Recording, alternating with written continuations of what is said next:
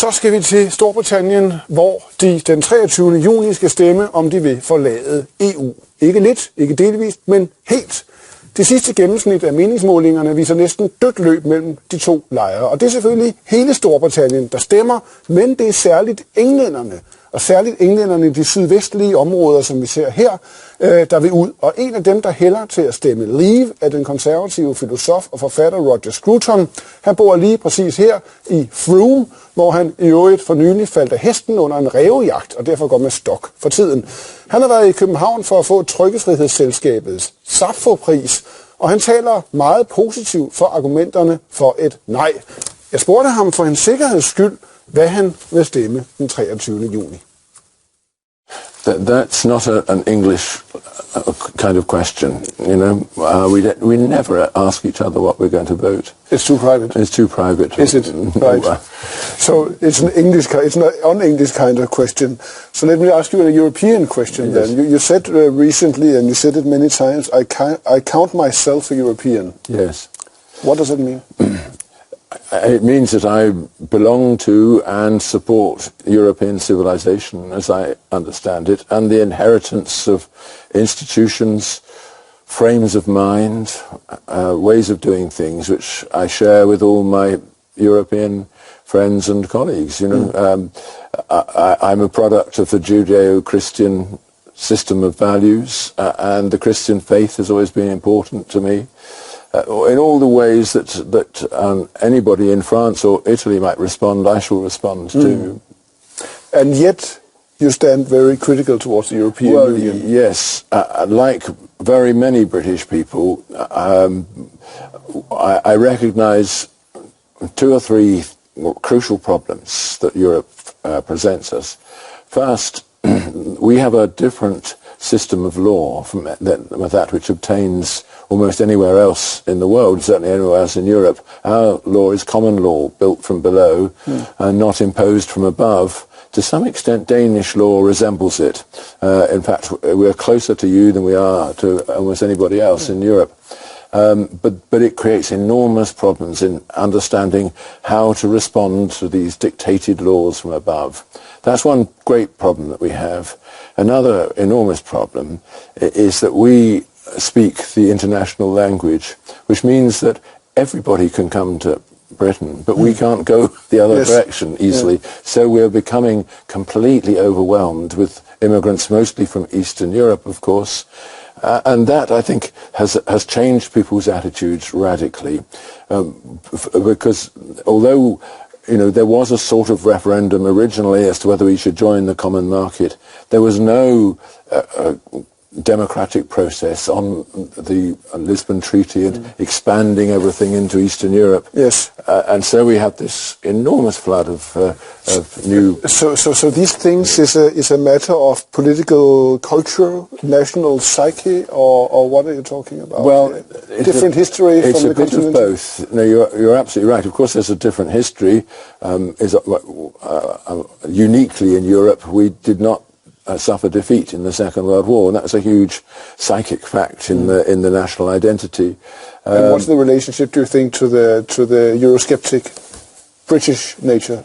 Well, the Eurosceptic nature, the Eurosceptics in Britain do have a very strong sense that we are a different kind of order from that which prevails on the continent, and always have been. It's true that, you know, history lessons are more and more feeble. People have less and less real understanding, and it's quite possible for someone to destroy that as a mere illusion. But illusions that people believe are for that reason very strong. So, and this difference, is that it's connected to the difference in history where Britain was not occupied and didn't have this breach of sovereignty? Is that is the very main important? question? Yes, the idea of 1,000 years of unbroken sovereignty. Do you feel that also? I do, actually.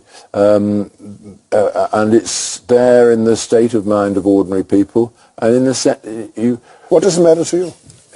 It does matter to me because I think that when sovereignty is inherited, you're much more deeply attached to it because it defines what you are. Yeah. Normally sovereignty is the most precious thing, the thing that you don't give away but has to be fought for. Right. And we really did fight for it. My parents did, at least. Yes. You were asked recently, what is your favorite painting by a British newspaper? And you chose this one. Some of our viewers will recognize it. It's and you do certainly. It's Diogenes The Tempest, yes. Right? From the beginning of the 16th century. Yeah. Are you especially fond of Italian high Renaissance art? Yes, of course. Yes. That's. I guess it's my favourite period. Although I'm deeply attached to Dutch still life painting too. Right. Another period, because it's because I asked you this, of course. I mean, couldn't you say that the values of the High Renaissance, and then followed by the Enlightenment, followed democracy in most of Europe, are the foundations of this European Union that you're so critical of? You may think that, but my view is that you'd be wrong to think that. Why? Because the political union of Europe was conceived by people like Jean Monnet and conceived as a kind of conspiracy, not as an openly discussed thing. It was engineered politically and then imposed. European civilization isn't like that at all. The High Renaissance in Italy was not imposed by anyone. It emerged from below through the self-consciousness of the Italian people, and of course then spread through the works of the imagination. Right. And that's where Europe is strong over all other civilizations. That it's constantly fed from below. But is it the arguments that you present as specifically British here, as British Euroscepticism, it sounds a little bit like the arguments coming also from the rest of Europe. It points to the special story, the special culture of their own country, the attack from bureaucrats on the sovereignty, which has been inherited and fought for over the generations and so on. The losing control of borders, as you mentioned also. Is it really that British or English? Or is it just you're absolutely right to point to the fact that this is a shared response to the European Union, and in particular, of course, among northern countries. The Scandinavian countries are very like us in that they don't like being dictated to from a place that they don't ever go to by people whom they don't know. And that is all true. And I would say that the discontent with the European Union is a general discontent with being dictated to in ways that you can't adjust. Yes. And yet you insist that there is something specifically British as compared to the continental. Each nation has its own psyche, as you yourself said, as well as its own political history, and one shouldn't assume that these are all compatible with the institutions that are given to us from Brussels. Could you argue that you have a very old-fashioned, and some people in Brussels would say backwards definition of sovereignty, because they would say that you have to, in a modern interdependent world, you have to lose some sovereignty to get control. Yes. As working in unison with other European countries, you gain more sovereignty, you gain more power. I think this is a deep point, and you're right to mention it. But what I would say is that sovereignty is a necessary precondition of making agreements. You have to have something that you are, from which you're speaking, which gives you the right to choose, to say, I hereby commit my people to this. That's what sovereignty is, and in that sense it cannot be qualified. If you qualify it, you've lost the ability to make a treaty. It ceases to be a treaty, just like the Federation in the United States ceased to be a treaty after the Civil War. Yes, and what's the consequence of that, do you think? Well, it means that you then have to balance what you've gained with what you've lost. You've lost something extremely important, as we all, as a firm which has been taken over loses its and then, of course, not only European bureaucrats, but also conservative Brits would say, but we did gain something. We did gain something in our pockets, and this is the main argument of the Stay campaign. Here's one of them speaking. If we leave, The only certainty we'll have is uncertainty. The Treasury has calculated that the cost to every household in Britain would be as high as £4,300 by 2030 if we leave. £4,300. The overwhelming weight of independent opinion from the International Monetary Fund to the OECD, from the London School of Economics to the Institute of Fiscal Studies, also supports the fact that Britain will suffer an immediate economic shock and then be permanently poorer for the long term. The evidence is clear. We'll be better off in and poorer if we leave. Just paraded every economist in the world there. Isn't that convincing? It would be convincing if it were true, but I think they're very carefully chosen, those economists. And I would say, of course, it's a very strong argument if it's true. But the argument is not actually about economics. Right. It's about identity. So it doesn't really matter if it's... Well, it does matter. Economics does matter. But if somebody had said in the aftermath of the Cold War, we would be better off by £4,000 per household if we allowed Mr. Putin to govern us instead of holding on in this old-fashioned way. So what is it about? What is it about, really? Well, identity. Who are we? And do we want to retain the power to make decisions about those things which affect our identity, which tell us whether or not Britain is going to exist? So if you decide, to be polite, if you decide to vote no in June, it's a nationalistic no. Not nationalistic, but national. What's the difference? Well, nationalism is an ideology belligerent towards the external world. National feelings are natural to people. They're what attach us to our home and our neighbours and our friends. And they're the things which we have to have if we're to have a free society with a rule of law.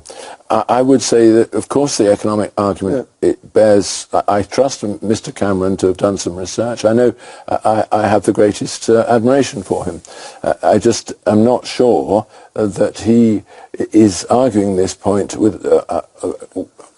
I'm not sure that he's taking into account all these other issues. Right. That so yes, me. of course. So people might say, yes, we will lose something, but we will lose something even more valuable if we stay in. Exactly. That's right. that's what I think the Brexit campaign is about. Right. The value of national sovereignty. Yes, I'm not sure I get it, because there's people in the Leave camp, they often mention that we don't have nationalism in Britain because it is a union of different nationalisms and so on. But if you look at the majority for stay in Wales, in Scotland, the big cities of the north and so on, could you conclude that really it's the English where you live, where you're from, with your background, who still feel bad about losing first the empire and then your internal union? You are touching on a very sensitive point there. It is absolutely true that the English feel that they have been marginalised in post-war politics. After all, in the Welsh, the Northern Irish and the Scots all have a parliament of their own. We don't, the English. Right. Which means that we votes in the Westminster Parliament give an equal right to Scots as to Englishmen, even when it affects only Englishmen. So there's a big grievance about that, and the grievance goes hand in hand. Is that also in your own personal scepticism towards Brussels? That grievance? I think it's something that shouldn't have happened. We should have an English Parliament if we're going to have a Scottish and a Welsh one. But it's a different. But it connects to the question of national identity. But I'm saying the grievance of lost, the grievance of having lost the empire and then the union. Can you see that also in your own personal? Yes, the union is something I would like to hang on to, but I think the Scots and the Welsh should be free to choose otherwise if they see the advantage of doing so. And after all, nobody objects to the Scots asserting their national pride and national identity at the moment. It's the whole of Scottish government is based on that. But then a leave, if you vote leave in June, could you say that it's backwards? It's backward looking. Maybe not backwards, but backward looking. It's not a progressive road. Yes, people will say that, but what does the word backward mean, and what does the word progress mean? We were fed up with that language. It was the Soviet Union trying to stuff down our throats. You know, the bourgeois democracy is reactionary, a people's democracy is progressive. My view is that anybody who uses the word progress as a term of commendation needs his head examined. Right. Just in the end here, you said you are a European, and you define yourself as a European, you know, based on the European common history and so on. And you've been fighting for Europe. Europe is so weak right now. Yes. It's so feeble. The institutions are crumbling. Is this really the right time to leave Europe? Even weaker. Here is what I'd say, that it may not be, and that's one reason why I hesitate. May not be the right time.